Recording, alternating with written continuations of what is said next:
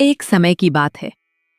भगवान श्री कृष्ण के 3 प्रियकों गरुड़, सुदर्शन चक्र और सत्यभामा को अपने अपने गुणों पर बड़ा गर्व हो गया था।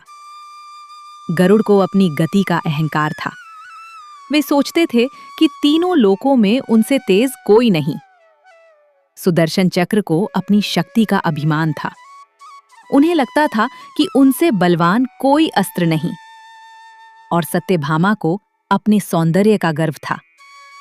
वे स्वयं को सबसे सुंदर रानी मानती थीं। भगवान श्री कृष्ण अपने भक्तों का अहंकार कभी नहीं रहने देते। उन्होंने तीनों का गर्व एक साथ तोड़ने की योजना बनाई।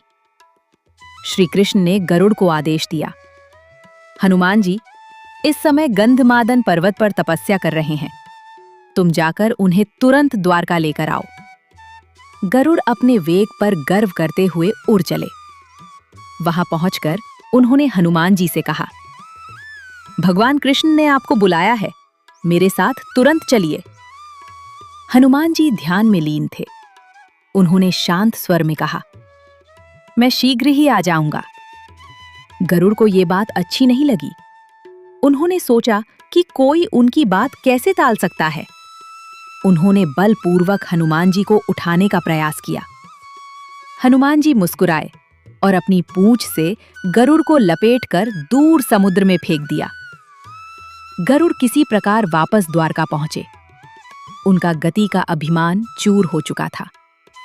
इधर श्री कृष्ण ने हनुमान जी के स्वागत की तैयारी की। उन्होंने सत्यभामा से कहा, तुम सीता माता का रूप धारण कर लो।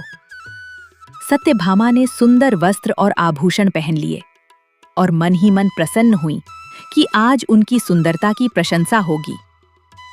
फिर श्री कृष्ण ने सुदर्शन चक्र को आदेश दिया कि किसी भी व्यक्ति को बिना अनुमति महल में प्रवेश न करने देना। कुछ समय बाद हनुमान जी द्वारका पहुंचे। द्वार पर सुदर्शन चक्र ने उन्हें रोक लिया। हनुमान जी ने कहा, मुझे प्रभु के दर्शन करने हैं।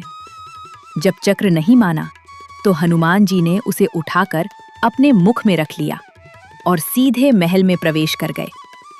सुदर्शन चक्र, जिसे अपनी शक्ति पर गर्व था, असहाय हो गया। महल में पहुंचकर हनुमान जी ने श्री कृष्ण को देखा। श्री कृष्ण ने राम का रूप धारण किया हुआ था। हनुमान जी आनंद से भर गए। उन्होंने प्रभु को प्रणाम किया। तभी उनकी दृष्टि सत्यभामा पर पड़ी। हनुमान जी ने पूछा, प्रभु, माता सीता कहाँ है और ये दासी आपके पास क्यों बैठी है?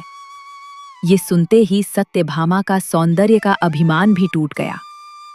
जिन्हें अपने रूप पर गर्व था, वे हनुमान जी की दृष्टि में सीता माता के समान भी नहीं ठहर सकी। इसके बाद हनुमान जी ने अपने मुख से सुदर्शन चक्र को बाहर निकाला और प्रभु के चरणों में रख दिया। गरुड़, सुदर्शन चक्र और सत्यभामा तीनों समझ गए कि भगवान के सामने किसी भी शक्ति, गति या सौंदर्य का अहंकार टिक नहीं सकता। श्री कृष्ण मुस्कुराए और बोले, भक्ति में विनम्रता ही सबसे बड़ा आभूषण है। अहंकार मनुष्य को भगवान से दूर करता है, जबकि विनम्रता उसे प्रभु के चरणों तक पहुंचा देती है। कथा का संदेश, जिसे अपनी शक्ति, सुंदरता, ज्ञान या पद का अभिमान हो जाता है, उसका पतन निश्चित है।